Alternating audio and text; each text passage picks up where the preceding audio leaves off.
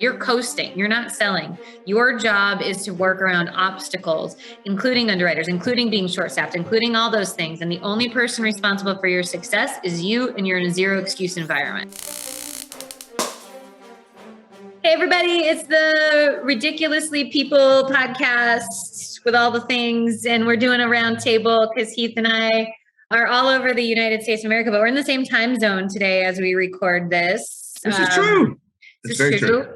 Mayor is representing in Chattanooga, Tennessee. Chattanooga, choo-choo. Whoop, whoop. Yep. And I am in Bell Fountain, Ohio. If this is one of the best Airbnbs in the game. And we're gathered here today to talk a little bit about our blog topic, which is why the heck, why, for the love of Pete, can't producers and account managers get along? And we're going to freestyle this. So I'm going to represent my account manager peeps, right? Heath's going to represent the producer peeps and just be like, listen, this is our stance on it. Because I think there's power, Heath, when we hear both sides of the story, right? No, I agree. But you can't get me in trouble with the rest of the account managers out there in the world. You can't also be like, Kelly's a cold B-word to all the producers, okay? So we're both I get it. territory. By the way, can I just say I'm loving your energy right now? This is so much fun right now. Yeah. Did you have an extra cup of coffee at 4 o'clock? No, I did not. And I'm on 75 hard, so there's no drinking. What I'm at is just, I'm a little sick and tired of watching like brothers and sisters fight all the time. Right? It's awful. So we're all working for the same thing. We all want the same goal. We all want the same situation, which is good business on the books. Sometimes I think we want that. So let's dive deep. Like I'm going to start with account manager complaint number 1 about producers. Okay. You all can't give us the information we need to do our job in a timely fashion. So we get like a napkin with some information on it and it's renewed. This person needs something. And then producers go dark and missing and we're like, hello, I need this to do my job. Right. And so what ends up happening is there's this contention because it's like, why isn't this done? And then the producer swings in like the Tasmanian devil and it's like, here you go, do it right now. I need it right now. I need it right now. I need it right now. And they're like, yeah, I'm trying to renew the biggest policy for the agency. I was asking for this 5 days ago. Why is it now a problem? What say you, producer representation? Yeah. So first I would say, I think it has to go back to one of the things you said earlier, you just talked about in passing, was setting the expectations. I think, was there an expectation set of, and if there was, and I still didn't do it, shame on me. But was there an expectation set by either management or by the team of account manager and producer to say, here's the process. Once this happens, I need this information by this date to get this done, or you don't get your quote. And if I know those things and I get you that, cool. If I don't, then that's shame on me. I didn't get it to you. Also, I'm doing my best to make it rain and get all the information that I can. I'm getting you what I can when I can. And so, again, I do think it goes back to, yes, on behalf of producers. So I may make some producers mad, but they got to have the information to ever get a quote. But there's got to be expectations set. There has to be expectations by somebody. I don't care who sets the expectation, but it's got to be set. There has to be communication. People can't go into a black hole, right? And 100%. If an account manager is following up and doesn't hear anything, that's also rude, right? So it should be like, hey, got it. I'm still working on it with the client. There needs to be reciprocity of communication. Now I'm gonna make some account managers mad. Account managers, you are not sales disablers. You are sales enablers, which means you got to roll with the punches within reason. There's a spectrum here. Everything is not as black and white. You're not an underwriter, okay? You are part of an organization that has sales teams. And so you need to work with the producers as much as you can to facilitate this information or say, you know what, I don't really need that piece. Don't be a stickler. Like, I don't have this one thing that I need in writing in order to do anything. Like, that's sales disablement. So account managers, you may need to loosen up the reins. Producers, you need to step forward and make sure you're responding to your account managers within 24 hours. Okay, let me ask you on that a little bit. Every agency works differently, but can that account manager make a decision to be able to maybe Google something they might need or make a phone call themselves to the account itself to say, hey, I need an update on this address, or I need an updated driver list, Or is that all going to fall on the onus of the producer? Or is it different per producer account manager? I think it's got to be clear on the roles and responsibilities. I think there's exceptions to every role, but it's also the producer is doing a job of facilitating new business. And if the account manager's never spoken to that person before, that's not cool. They also have their own job to do, right? So they 100%. can't sacrifice other producers who have clean files in for the one half file. I also think that there's a difference between a 95% complete file and a 60% complete file. Right? 100%. So if it's 95%, take it and run with the ball. If we're talking about a piece of junk that's 60% that the producer's gone missing on and dark on, you got to push it back on their plate. So I think you nailed the first part of it, communication, but I think there also has to be respect lined in there as well. If I look at you as the account manager, if you're playing that role, and I don't respect you or I don't treat you with respect, we got problems, and vice versa. If all you think I do is play golf, shake hands, and kiss babies, and that's all I do, and you have no respect for that, we got issues. Or if all I think is you're a paper pusher and I look down upon you for some reason, then I got problems. So I think we need to have an equal level of respect for one another. Yeah, we got to be a team. We're not adversaries. Bingo. We want the same thing most of the time. All right. What's the complaint from producers about account managers? I think you hit that nail on the head earlier of like, they're sales enablers, or maybe they don't want to get this done, or it's too hard, or there's too many steps. If I bring in a 6-figure account, they're like, oh, I got to enter all those drivers in, or I've got to put in all those locations, or this is going to be just too much work. I can't do this. Yeah. And so I think that from the account manager perspective, they have a full day, right? And then this comes in at a left field. Yeah. Account managers by nature want to be perfectionists. So they feel really overwhelmed when they feel like they can't do a great job. So when they're sitting there having to pick between this client renewal and this new business, this stresses them out like nobody's business. It's like in their head, I can't do both perfectly. How do I survive today? That's right. Exactly what's going on through their head. And so a lot of times I think that comes off the wrong way to producers, of not that they don't want to do it, but one, if the producer has a bad track record and they bring in a lot of stuff that doesn't close, it feels like a waste of their time, right? Yeah. To the preparation, I think for producers, a tip I'd give you guys is tell the account managers where your pipeline is. Like, I should be bringing in the information to quote this large account. I want to prepare you that this is coming in, not just like, woo, guys, awesome, I'm amazing. I got to quote a 6-figure account. I'm the best thing since sliced bread. You go quote it. Whoa, look at me. I'm going to the bar. And it's here's this thing on your desk, and you're like, okay, we have to submit this by when? Oh, they're getting competitive bids. You're like, right now. We need to block the market like now. And they got 3 producers doing the same thing. And that's where communication comes into play. I think that goes back to my opinion. I think if they have a set time where they're going to meet every week to sit down and go over certain things, that's going to help a lot of that with communication, to be able to say, every Tuesday, Kelly and I have a meeting set. If she's the account manager and I'm the producer, here's what I got going on my desk. And here's what I got going on my desk, Heath. I'm still waiting on loss runs. I'm still waiting on this information, this endorsement, this stuff, that stuff. I need this certificate information. I'm waiting on information on these accounts. I need that now. Where are you at on these? And then producer comes to account, hey, I've got these new accounts coming in. Could we set up a time block to work on this? Or could we set up this? Or could we do that? I think we have that. That's respecting each other's time, right? Bingo. But I don't think enough agencies do that kind of stuff. In fact, I don't see even half of the agencies that we work with doing those, not we work with, but in general, doing those things. I also think it's super, super helpful to find out what markets have already been submitted to, so no one wastes their time getting blocked, right? Sure. No one wants to do a whole application to find out we're blocked. Ask the question, respect your team's time, right? Yeah, and I think a submission checklist solves a lot of that, to be like, all right, producer, you get me these things, I can get going. But until I get that, and that goes back to setting expectations, communication, and respect. And then there's a checklist on the other side of that. I got these information. Here's what I'm doing. I've gone to these 5 markets. I've done this. I've collected this. And it's simple. It sounds simple, and I think it is simple solution. It's just better communication and respect one another. Also, I think you guys should be excited for producers when they get deals coming in. Don't be like, watch yourself. Yes, it's more work on you, but this is our time to shine. So another thing that you could do as an account manager, if you're feeling overwhelmed, is go to the producer and say, okay, time out. These are the renewals I'm working on. These are the other new business. Where does this fall in priority? We need to be a team on this and have each other's back, because don't take it on all like you're a sponge and you have to do everything and you're going to be a martyr about it. That's not the right way to handle this.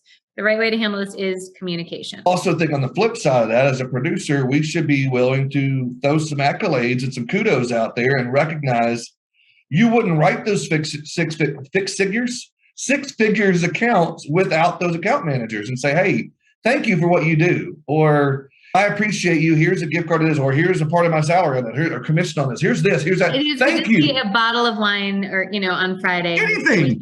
Just something to say thank you for helping me, because I think it's a thankless job a lot of times, and it's easy in the producer to just say the word thank you, and it's not that difficult. I don't understand why we as producers have a problem with that. We're no better than that account manager.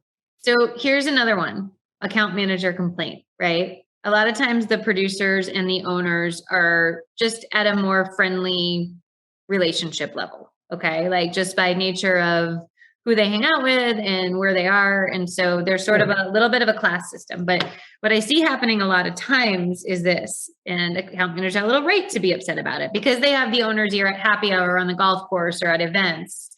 They sometimes politic and throw the staff underneath the bus behind somewhat closed doors. She never does my stuff, and she doesn't remarket my accounts on time, and this and that, and it becomes this blame game. And a lot of times that same producer is not selling, so they're trying to divert, or they're not hitting sales goals, so they're trying to make an excuse of another team member as to why they're not performing. Because a lot of times it's never the producer. It's not, I didn't prospect enough, I didn't do this. A lot of producers struggle with the mirror moment.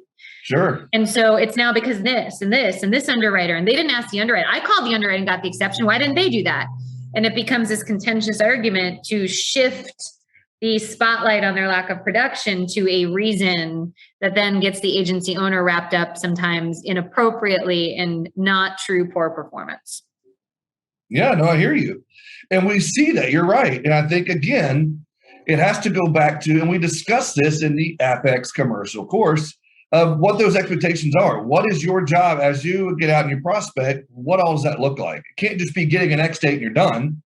You got to qualify that process. You have to figure out if it fits within underwriting guidelines, it fits here, it fits there. We have to hit those expectations and figure out what your role is. Not just, you don't just go out there and make it rain and get names and numbers and X dates and expect somebody else to do the work for you. You got to do something to earn that commission. And I may piss off some producers in that, but that's the way it works. I also think agency owners need to listen to this. If someone is selling you, and when you're in a sales process, right, they're pushing your buttons. They're like, we have an agency that's coming to mind right now in my head. And that we both work on. And it's this and that and this and that. And I'm amazing, but I can't get anything done because the team here doesn't support me. And it's like, when second you start hearing that things, I want agency owners you to have some red flags going off on your head. Don't buy 100% into this. Right.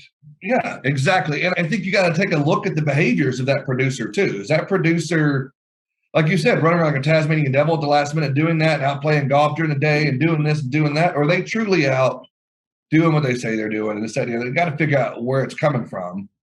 And there's two sides to every story. I tell my kids that all the time. And you tell people that it's two sides to every story. You got to figure out where the middle is, where the truth's coming from. And so and account managers, this is why you need to document your management system, so that it needs to be about facts, not feelings. Whatever you do should be documented. It should be there. You're dead to rights. Then it's, I follow the procedure. I'm not getting what I need. This person's telling a story. I'm on point. And then the facts always. And same thing with producers. If you're going to go complain to the boss man, then you need to make sure you have it all documented. I got the funds, they're in there. I got the driver's list that's loaded in there. All the stuff is there. But if it's not there and you can't back it up, as you say in one of your courses, if it's not in the management system, it didn't happen. It didn't happen. Also, too, address it. If I'm the account manager for Heath, I would far more Heath call a meeting with me and say, we're off track on a few things. I want to get on the same page with you, not go behind my back to the owner, right? Because I may say, hold on, Heath, like I did these 5 things. Where are we off base, right? But the two people need to work it out collectively. Don't blame your poor performance on the rest of the team. As Heath knows, I've said this on my other podcast too. I believe producers have to live in a zero excuse environment. Zero excuse on your underwriters. Zero excuse on the market hardening. Zero excuse in anything. Your job in sales is to solve problems, and you are running an obstacle course every day. So you better have a plan A, B, C, D, E, and F. And that is the number one goal. It is not to say, well, you're not selling in perfect conditions. That's not sales. If you were just had crystal clean coastline, that is, you're coasting, you're not selling. Your job is to work around obstacles, including underwriters, including being short-staffed, including all those things. And the only person responsible for your success is you, and you're in a zero excuse environment. Right. I'm 100% with you. I also think this is another reason why I feel like all staff that touches sales should have some sort of be involved in incentives or bonus opportunities or goals or things like that instead of just the producers. I think it helps with account manager, it helps with the whole team. If we're all working towards a team goal or some sort of individual goal or incentive, I think it's going to empower the whole team to want to succeed. All right, we got one more from producers, so we're even, Steven, before we have to move on. I know you've got dinner plans you got to hit. Let's go. One more producer complaint. We did 2 account manager complaints, 1 more producer complaint. Okay, so golly, I don't know. You put me on the spot here. So I think that another account manager complaint is.